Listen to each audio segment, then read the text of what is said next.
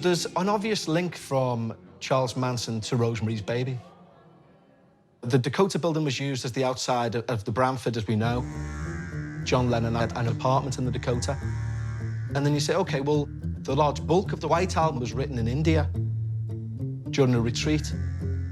And at that retreat was Mia Farrow.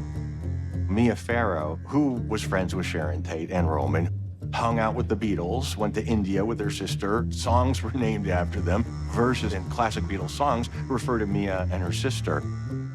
You mentioned the White Album and John Lennon, and what's eerie is that in the scene where Rosemary is in the taxi cab and she's got that like occult book that she gets from the bookstore, in the background there's always this white Beetle that's like trailing her.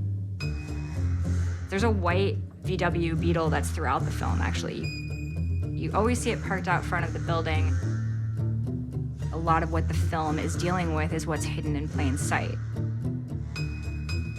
The Dakota building is the outside of the Bramford, and that's where the writer of those songs would eventually be murdered.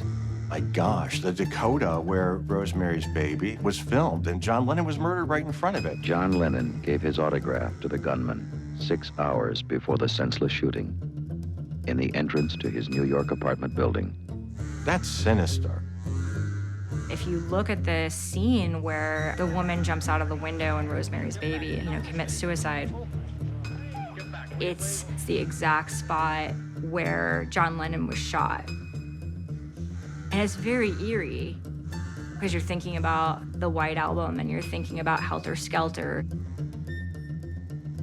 Then we say, OK, so Charles Manson, who plays a big part in the curse of Rosemary's Baby, he said he was inspired by songs on the White Album. And 9 months after the White Album's release, Charles Manson and the Manson family murdered Sharon Tate. You can find a connection between anything if you look hard enough.